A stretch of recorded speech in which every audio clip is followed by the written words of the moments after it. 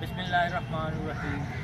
अस्सलामुअलैकुम नाज़रीन, 5-6 दिन हो गए तो असी कि अज कौवियां ते वीडियो बनावांगे कि कौवे सानू लभदे 3-4 दिन 5 दिन हो गए तो अज सानू पार्क दे विच एक लभे ने ते असी कि उत्थे अज कौवियां दी बारे दसीए कि कौवा सियाणा ही कहा जाता, वाकई सियाणा कहा जाता, इन्हूं सियाणा ही कहा जाता क्योंकि ये तो ही जो भी आज़ाद होया ना ये तो होया सीगा जिस तरह पहला कतल होया कौवे तो सीखा गया कि किस तरह दफनाया जाए।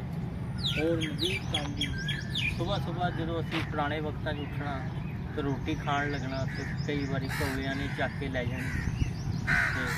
कौवे भी हैवी होंदे सी बंदे ते बंदे दे हत्थों भी खो के लै जांदे सी, पर हुण वो कौवे देखण नूं नहीं मिलदे। घरां च कौवे नहीं आते, नहीं तो सुबह सुबह कौवियां दा एक शक्ल की वफद आ जाता सी, वफद की शक्ल कौवियां ने आ जाना या किते कौवे ने फोत हो जाना तो कौवे ने काफ़ी इकट्ठे हो जाना तो हुण नहीं नज़र आते। असीं अज तुहानूं असीं कौवे दिखा दईए तो कौवियां की थोड़ी दास्तान भी सुना दईए।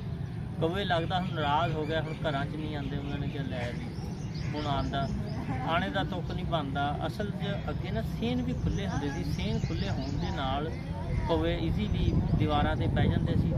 कौवे हुण किद्दां आण, हुण घरां दी बंद हो गए, ओपन नहीं हैगे, जानी छत्तां पै गईयां, सेन भी छत्त लिते गए, कौवे आण ते आण कित्थे? हुण तुहानूं किते खेतां 'च नज़र आउणगे जां किते पार्कां 'च नज़र आउणगे। ते अज साडा मेन मकसद सी कि तुहानूं कौवे दिखाइए, कौवे की करदे ने ते कौवियां दी हिस्टरी के बारे दसांगे थोड़ा बहुता। इन्हां दा देख लो कोई भी कौवा फोत हो जाए ये कां करके सारे इकट्ठे कर लेंदे आ। इकट्ठे करन तो बाद फिर एक अपना वफद की शक्ल च उहदे आले दुआले घूमदे आ, होर भी इकट्ठे करते आ। कोई भी मसला हो जाए ना इन्हां दा देख लो कौवे बेशक उन्होंने चक के नहीं भी इन्होंने जाना, उहदे आले दुआले एक बारी इन्हां दी बरादरी ने इकट्ठियां जरूर होना कि दसना जरूर है कि साडी बरादरी हैगी है, पर हुण वो भी नहीं देखने को मिलते।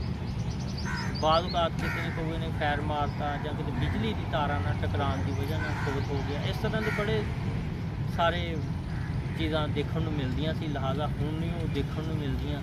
तो अज असी जिहड़ी वीडियो सी इहदे ते असी अज मेन बनाई है कि तुहानूं ये चीज़ां दिखाणियां। ते असी मौजूद टीकू पार्क दे विच, टीकू पार्क तो बाद टेक सिंह दा शुरू पार्क से सानू अज कौवे उत्थों मिले। असीं होर भी पार्क फिरे, बहुत सारे पार्क फिरे, पर सानू कौवे नहीं नज़र आए। कौवे सानू नज़र आए तो इत्थे आए आ ते साडा मेन सी किन्ने दिनां दा टारगेट सी कि असीं कौवियां दी वीडियो बनानी कि कौवे नहीं देखने को मिलते।